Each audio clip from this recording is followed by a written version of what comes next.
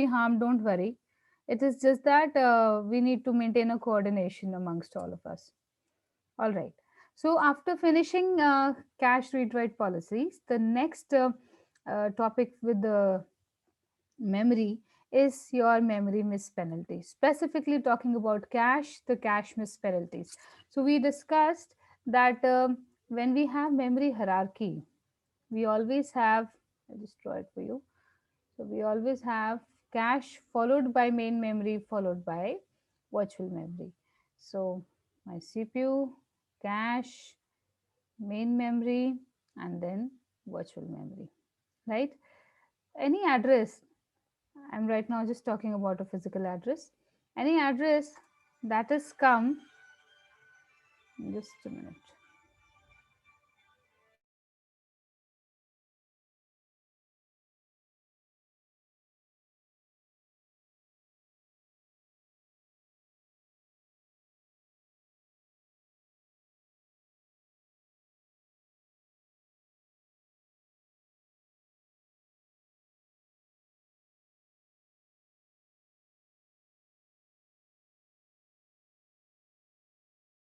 Okay.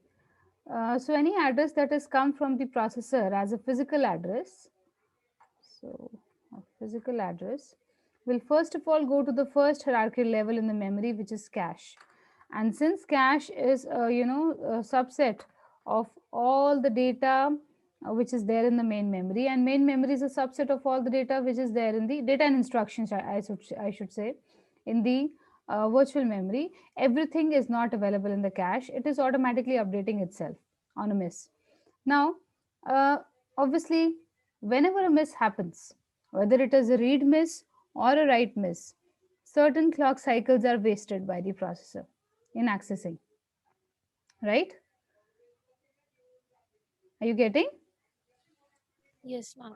Yeah. So these clock cycles which are wasted by the processor in accessing the next hierarchy level in the memory obviously leads to some penalties in terms of clock cycles, and that is what we have to calculate today. So while doing your pipelining also, we used to give you questions ignoring any other stalls apart from the pipeline stalls. Remember? So many questions had this statement. So any other stalls that come in the pipelining of any code usually come because of your memory misses. So we will first of all calculate these memory misses penalties, and then we will move on. So coming here, yes, this slide I guess I discussed last time. So if I just see with the memory hierarchy, I have registers backed up by cache, cache backed up by main memory backed up by your magnetic disk storage.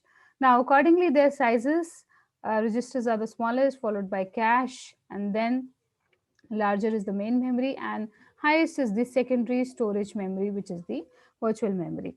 Now definitely, uh, in terms of their access times also, registers would be the fastest, cache will be a little more a little slower than the registers, but fastest as compared to main memory and virtual memory.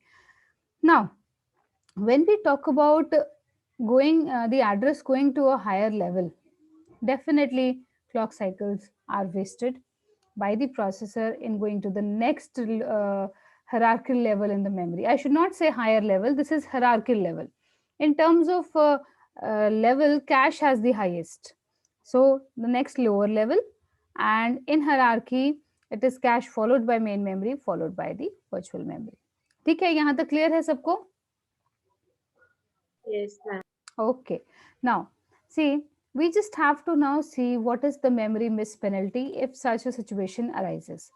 So, when we talk normally about the CPU execution time, this is always given as your CPU clock cycles into CCT, clock cycle time. Remember, we did this in the first lectures, the earlier most lectures that we had for chapter number 1. And then your CPU clock cycles are given as the total instruction count multiplied by an average clock cycle per instruction into the clock cycle time, right? This was the most ideal case when we were not considering any stalls due to pipelining or any stalls due to memory misses which are happening while accessing instruction and data from the memory. Now if there is a memory miss, definitely the memory stall cycles term has to be added to the CPU cycles.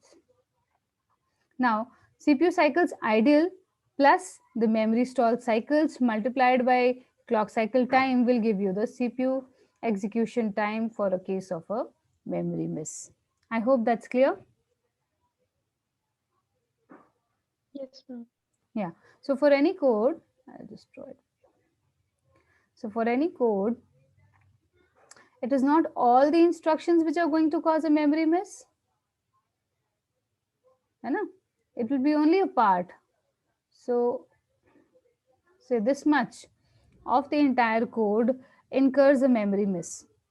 Definitely, I need to calculate the CPU cycles for memory stall now.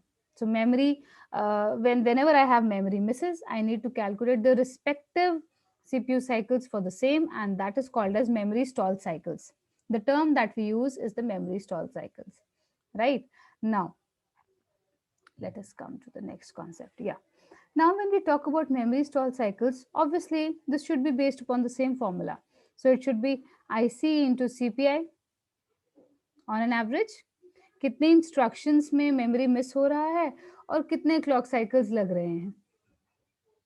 Getting? Yes, ma'am. Yeah. So accordingly, if I have to calculate that, this actually means the number of memory misses and how much is the penalty per each miss. So I might have a cache miss, I might have a main memory miss. For a cache miss, maybe my miss penalty is on an average, maybe say 3 clock cycles.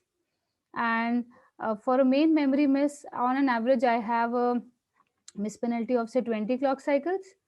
So accordingly, I will have the respective miss penalties, right? And then when we calculate the number of memory misses, these come out as for the number of instructions you have the misses, or you see the total instructions multiplied by on an average how much misses you have and multiplied by the miss penalty. If you all can recall the concepts that we did in the first lecture, first chapter. So the same concepts we are applying here also. Out of the total instruction count, either I see what percentage of the instructions are going to suffer a memory miss, and then I multiply it by the memory miss penalty, I will get the overall memory stall cycles. This is one way. Or I have the total instruction count and I multiply it by the average.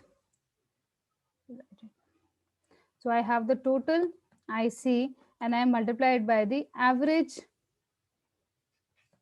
miss rate कितना हो रहा है and on an average miss penalty कितना आ रहा है. This is something similar to that we did in I guess branch control hazards also. I hope that's clear. Yes, ma'am. All right.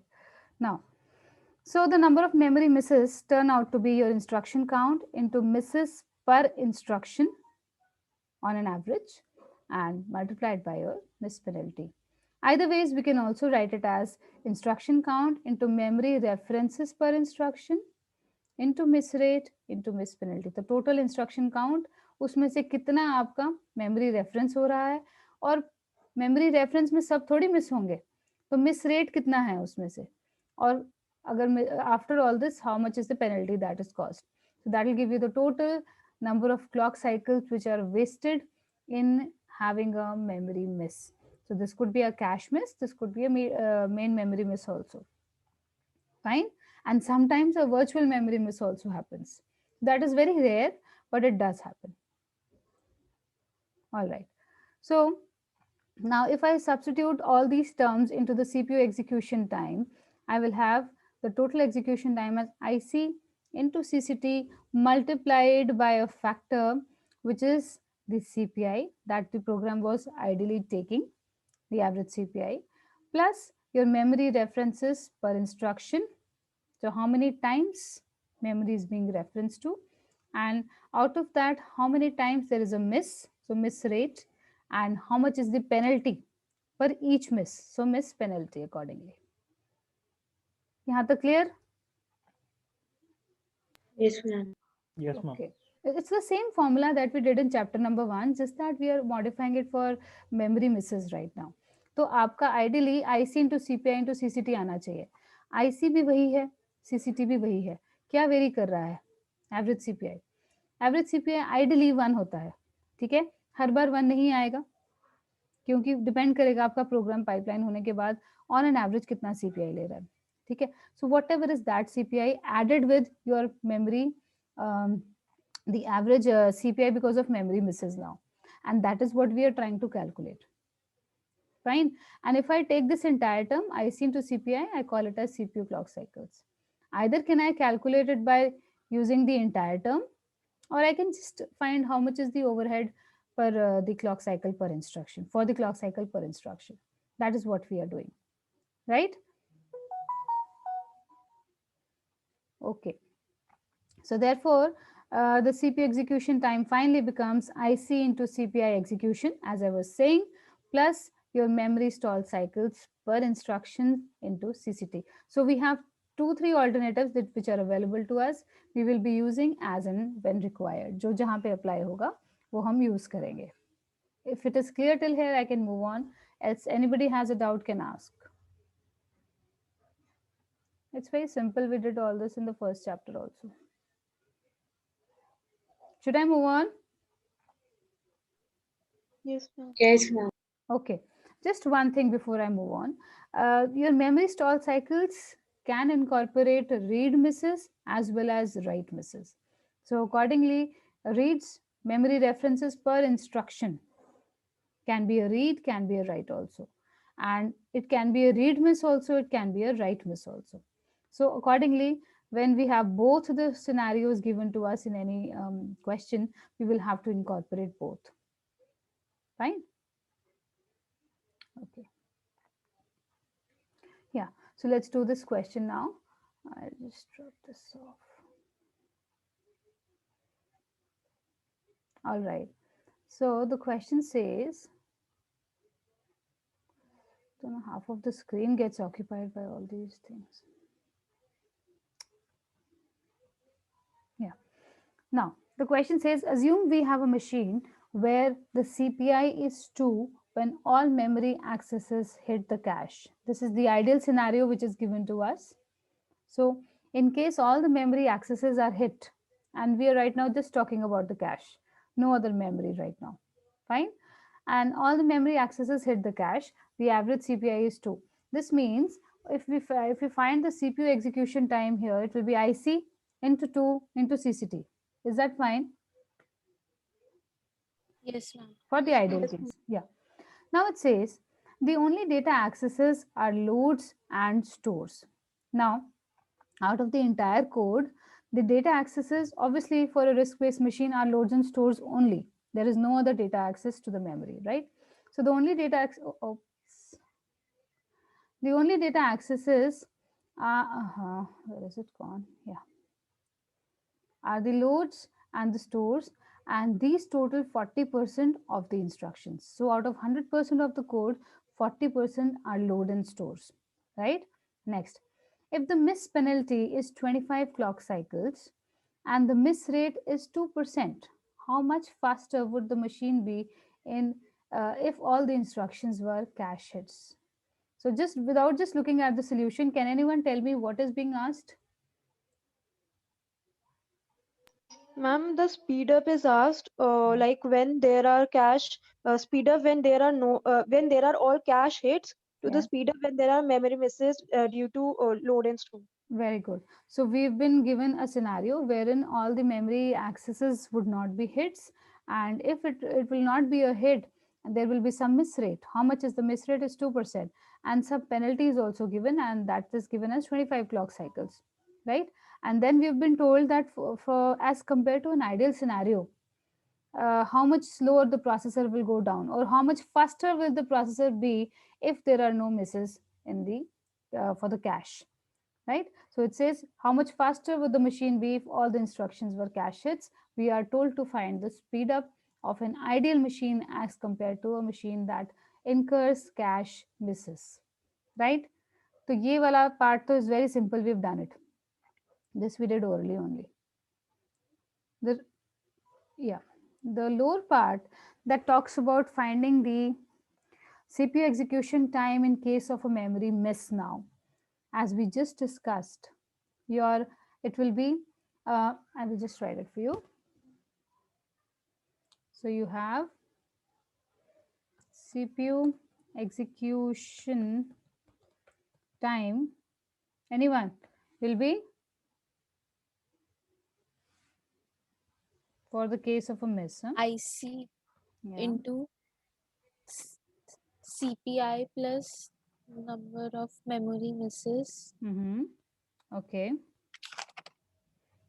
into clock cycle time.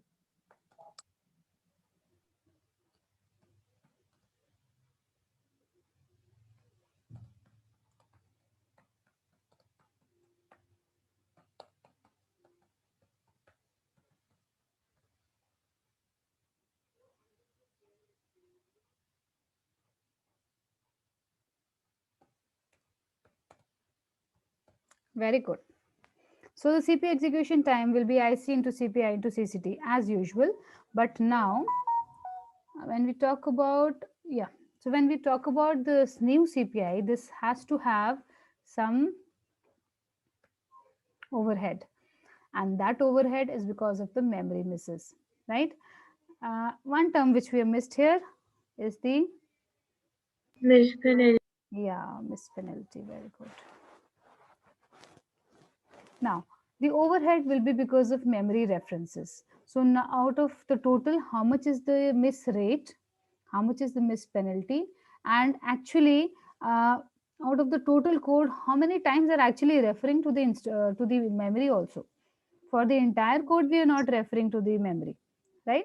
So accordingly, if we just see here, this formula taking it as a foundation stone now, the memory stall cycles will become your IC into 1, which is CPI, plus the access rate to the memory is 40%. So that makes 0.4. Miss rate is 2%, 0.02, and penalty is 25. ठीक है, समझ आ रहा है ना सबको? Yes, ma'am. Yes, ma'am. Yes, Yeah, ma'am. yeah. This is all based upon the first chapter's concepts only. Just that we never discussed this earlier because we had not discussed about cache. If you open the first chapter of your book, there some questions are given for cache miss also. So just to find out how the performance varies in case of a cache miss and when it is an ideal situation. So that we are covering right now because now it holds a context. Earlier there was no context. You did not know about what is a cache miss. Okay, so accordingly, the memory stall cycles come out to be IC into zero point 0.7, right? And the CPU execution time for a cache miss now becomes, yeah, so it becomes IC. So actually, I'll just write this again now. Now, your CPU execution time will be your CPU cycles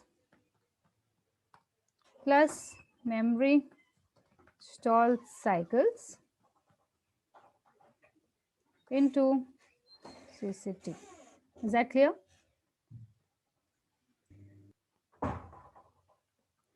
Is that clear, everyone? Yes, ma'am. Yeah. CPU cycles is IC into CPI.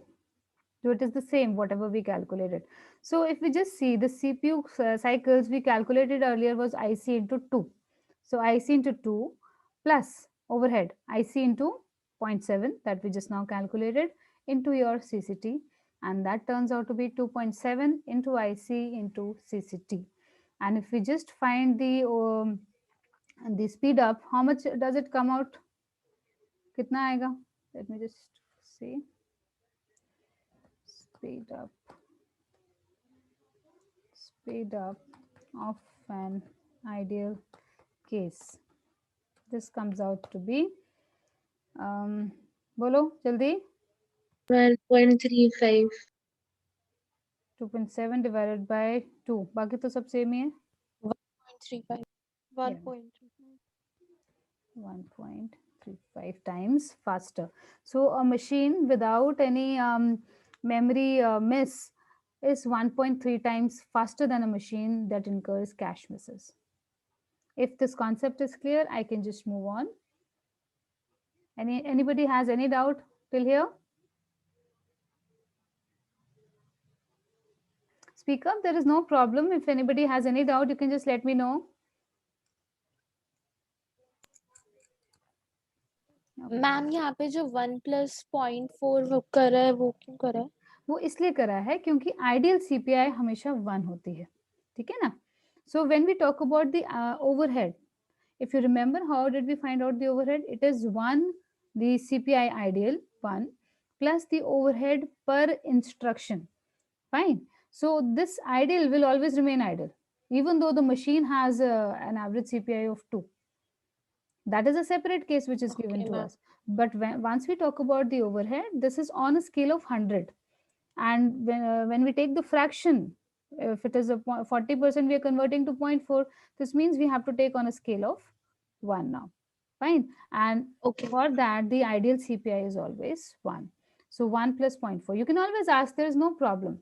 You can always send me a chat message also. Fine. Okay, I'll just move on now. Yes, ma'am.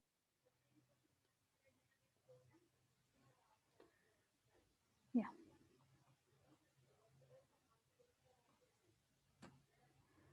It's the same. Yeah. Okay. So with this, we finished cache. We will just start with the virtual memory. I'll open my slides.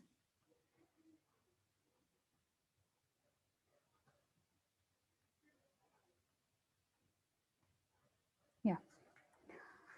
Okay. So the next hierarchical level in any processor is main memory followed by the virtual memory. Now we all know that cache is working as subset of main memory, and it is working in coordination with the main memory. Let's put this on mute. Yeah. And it is working in coordination with the main memory. Similarly, main memory is a subset of virtual memory, and this is working in coordination with the virtual memory. Anyone who will tell me what is a virtual memory and why do we need it? So we've discussed enough of it till now. I just want to hear it from you. What is a virtual memory and why do we need it? Or the secondary memory, why do we need it? Ma'am, we need it because there are so many instructions and programs that need to be stored somewhere. Because it is non-volatile. We can store the programs and the instructions for a longer period of time if we want to store them as a backup. But in the main memory or cache, they are because they are volatile. So whenever the computer is switched off, everything which is in main memory and cache are lost. Very good. Now, whereas rightly said by Nirmati, we talk about virtual memory as a secondary storage or a backup for the main memory. Main memory and cache, as we all know, are volatile in nature, and no doubts they are faster, they are expensive also, but they are volatile in nature. So, all the programs and instructions which were running on the main memory are actually lost when the power is switched off, and we need a secondary storage for as a backup for all the instructions and the data. We don't want it to be expensive because it has to be larger in size, so we prefer a magnetic memory called your virtual memory. We used to have magnetic memory earlier. Right now this is not magnetic anymore. We are using CMOS technology here as well. This you all would be aware of, I guess. ये आप सबको पता होगा. Okay. Now, as just discussed, your virtual memory was invented to relieve the programmers of the burden of having all the processes in the main memory.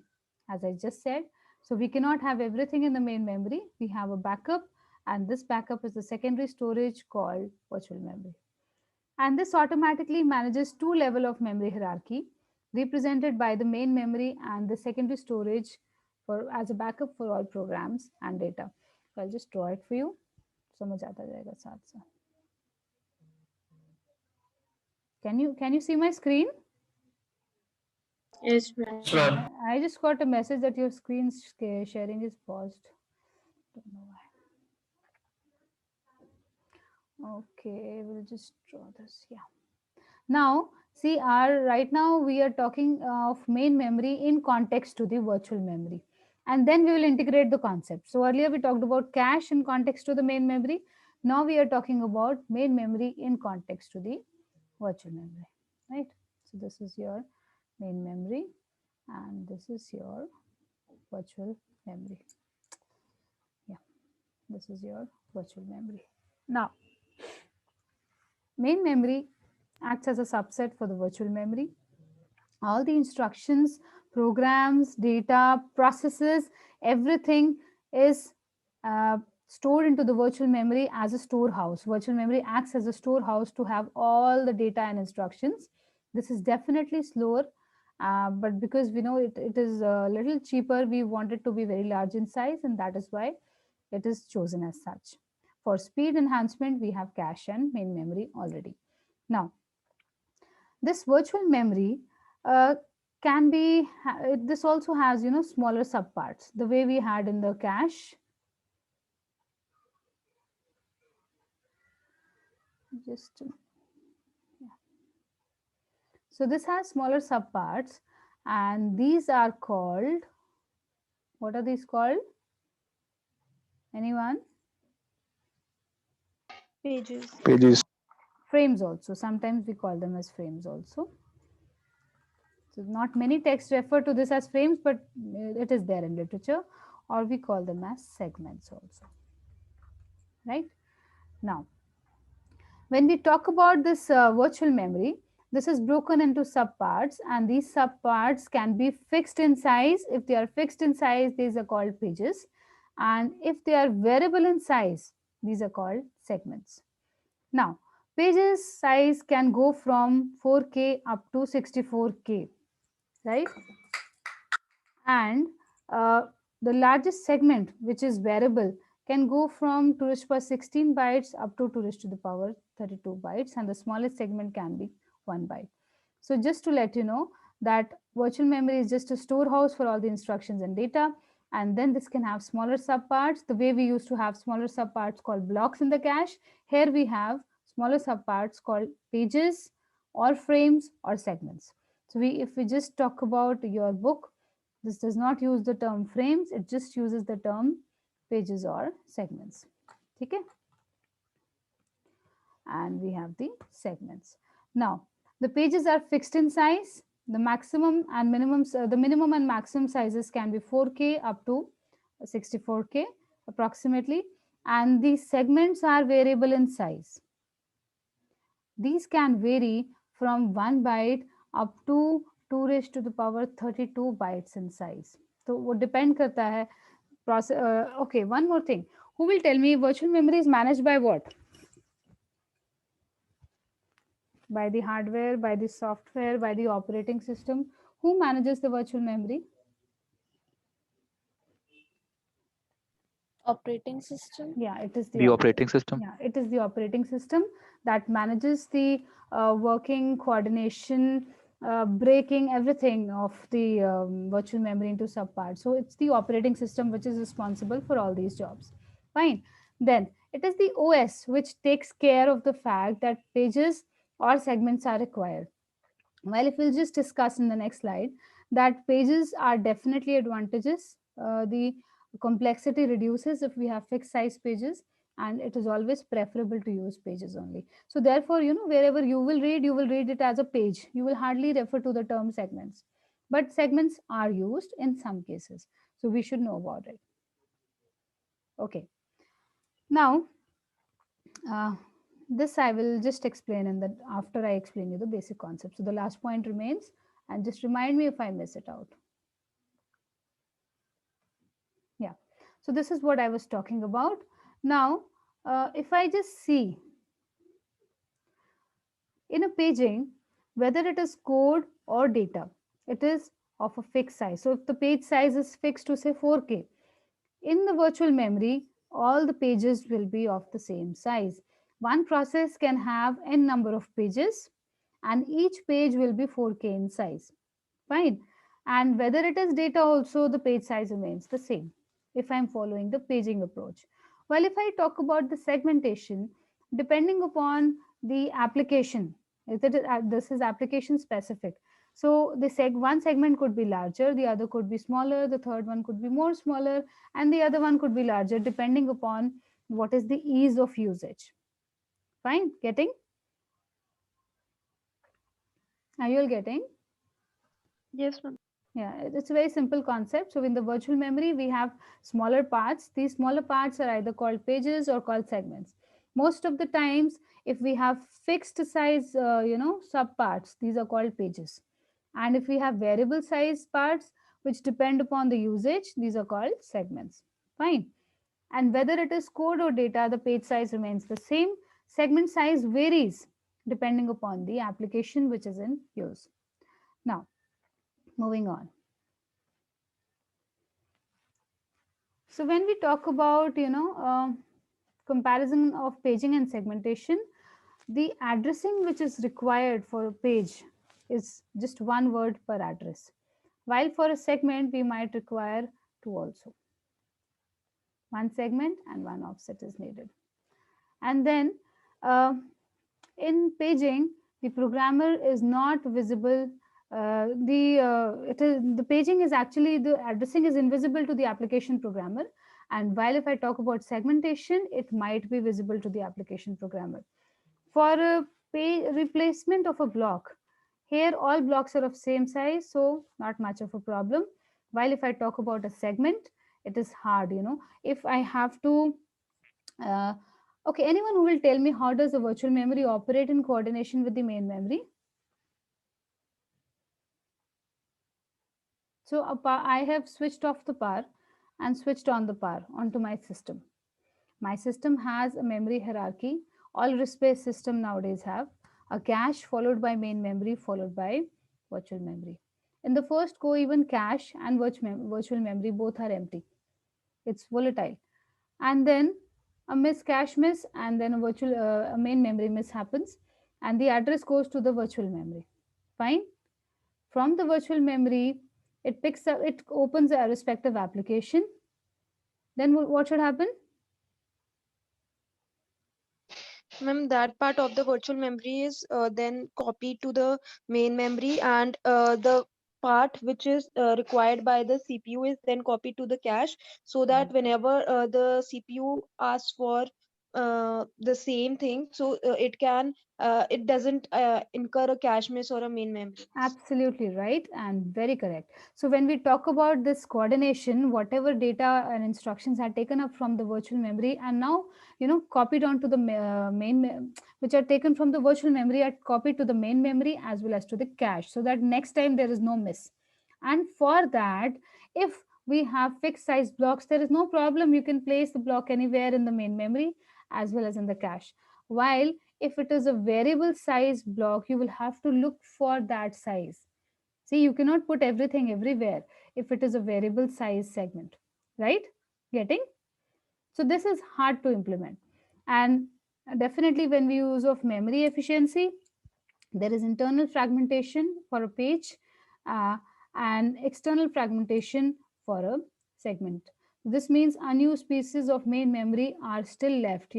If there are variable size segments and some process part which has been picked up from the virtual memory and put in the main memory has occupied the required sizes which are available, and the ones which are of smaller sizes are not used anymore. So we can have unused pieces of main memory left in this approach. And definitely when we talk about disk traffic, uh, यहाँ पर obviously for segmentation it is not always there, because small segments may refer just a few bytes, but then because of every system has its own pros and cons. So just one pro and so many cons. We always prefer paging approach as compared to the segmentation.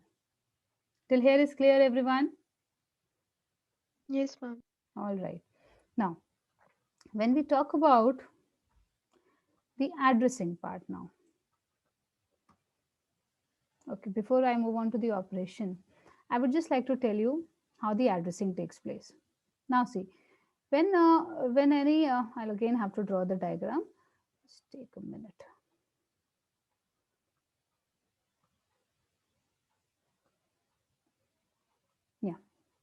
So actually, what happens? Anyone who will tell me how is the address bus defined in any processor? How is the address bus defined? What is the size of the address bus?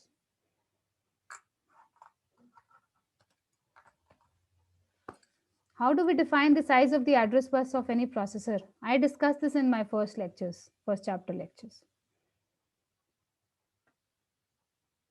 This is basic, you should all know.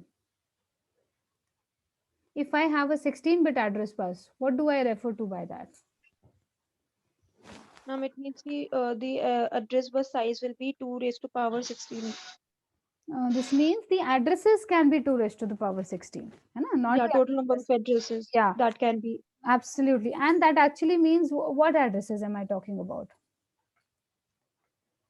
The addresses that can be referred, मतलब जिनको हम जाके जो हम जितने हम addresses के combinations बन सकते हैं total.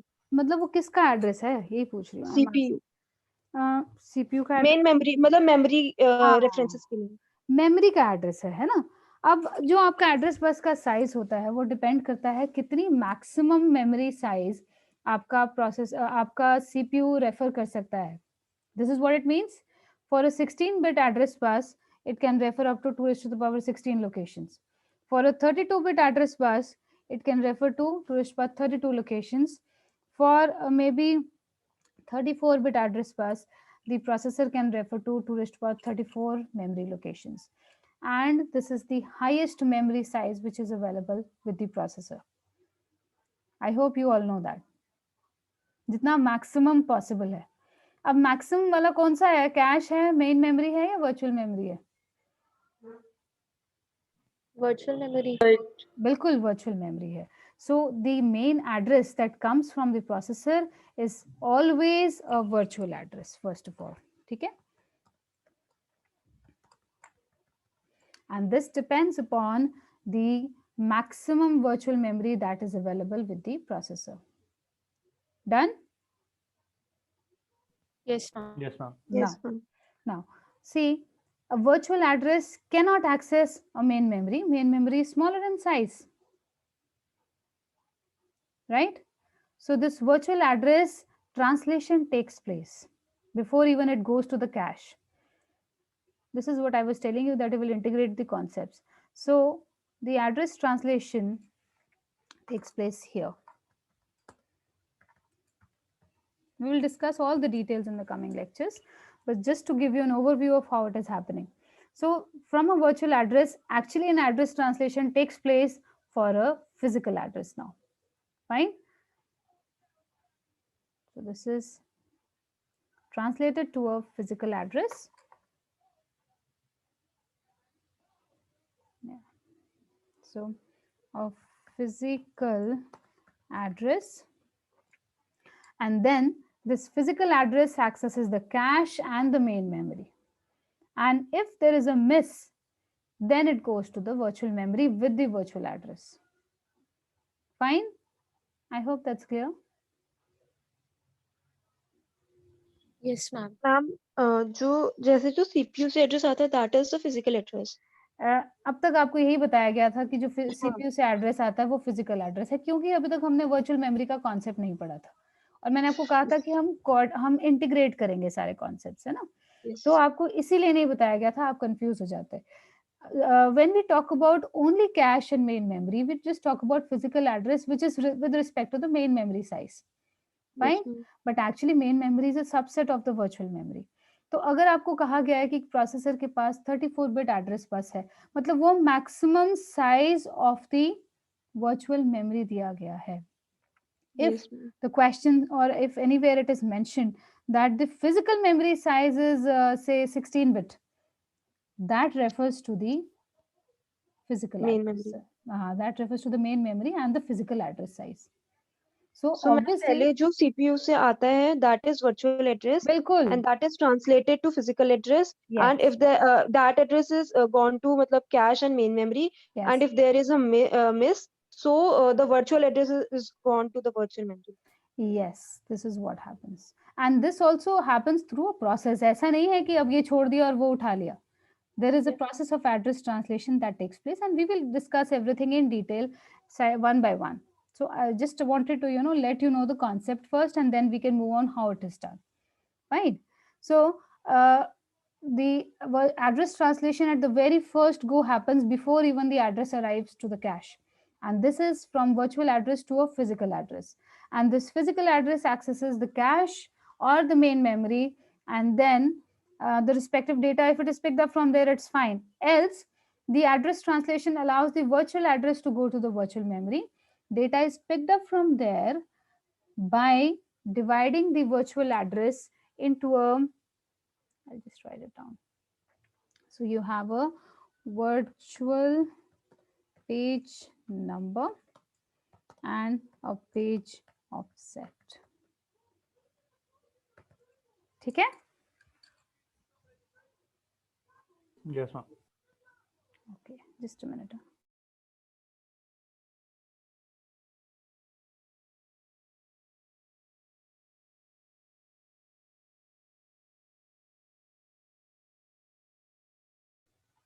All right. Yes. Now this is what I was saying, that whenever any address comes from the processor for the total memory size, it is the virtual address. It gets broken into virtual page number and the page offset. This page offset is again calculated using the same formula as we used to have for the cache. It is log base 2 of the page size. Done? And the remaining virtual page number bits are then translated into a physical page number, and the offset is concatenated to get you the final physical address. We'll do this step by step. But then what I was trying to tell you here is that when we talk about the paged addressing, this has a single fixed address size divided into page number and offset within the page, which is analogous to cache addressing. So right now, actually, we discussed all this in context to a page concept and the segmentation concept. I hope this is clear, everyone. Yes, ma'am. Okay, good.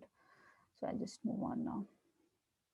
And while if we talk about a variable size segment, can we have a fixed offset for a variable size segment?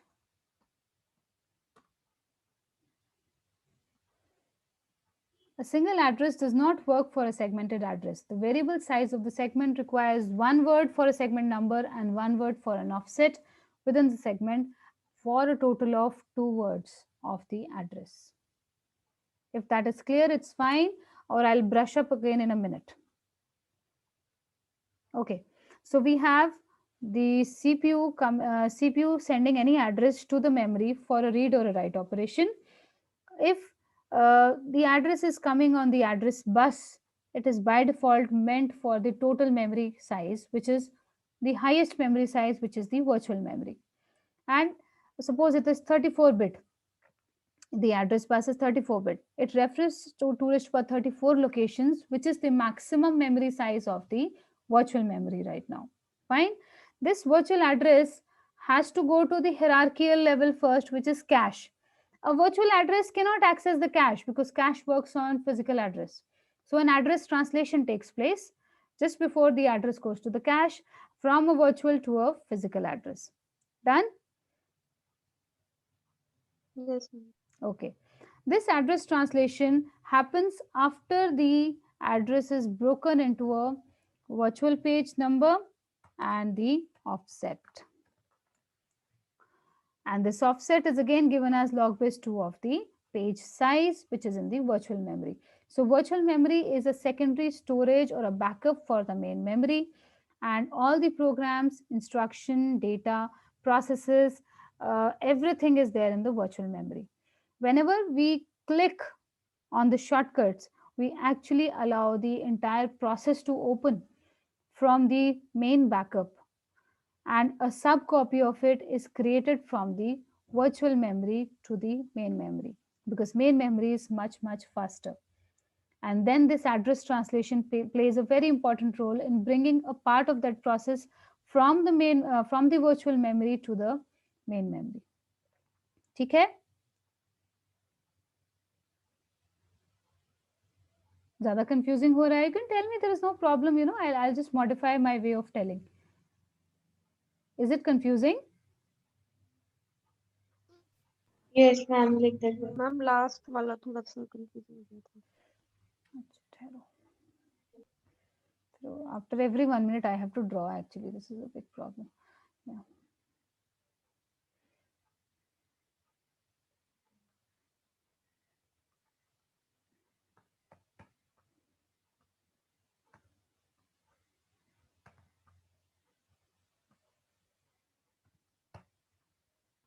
Now, we discussed that virtual memory is the main secondary storage and backup for all the instructions and data, right? Main memory is volatile, but it is faster. So, whenever the processor sends an address on the address bus, it is by default meant for the maximum memory size which is there, which is the virtual address, right? This virtual address is much larger in size than a physical address because physical memory is smaller, the main memory is smaller. Agar if we have a 64 kilobytes of just for example, or maybe I have a 2 MB of main memory and 1 terabyte of virtual memory, obviously 1 terabyte will have larger number of address bits, and 1 MB or 2 MB will have a smaller number of address bits. अब इसकी वाली address bits पूरे पूरे यहाँ नहीं ना map हो ही नहीं सकते जब वहाँ है ही नहीं, तो एड्रेस ट्रांसलेशन होती है, ठीक है, and this address translation translates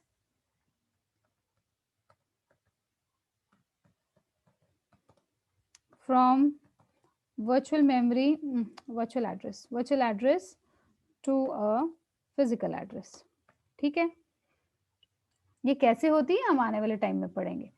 So this translation allows the physical address for a respective virtual address to go to main memory and cache obviously, and वहां से अगर नहीं मिलता फिर virtual address जाता है virtual memory पर, ठीक है. virtual memory में हमारे पास फिक्स साइज ब्लॉक्स हो सकते हैं या वेरिएबल ब्लॉक्स हो सकते हैं.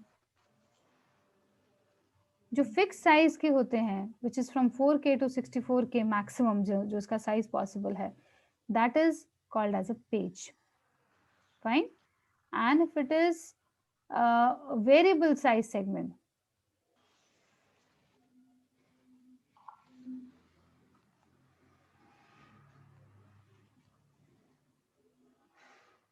okay, and if it is a variable size segment, it is called as a and if it is a variable size block, it is called as a segment, fine.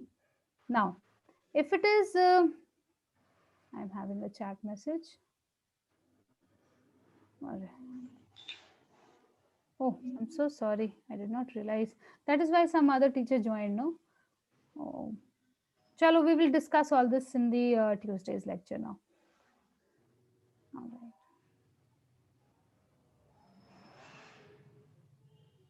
ठीक है बच्चे, okay.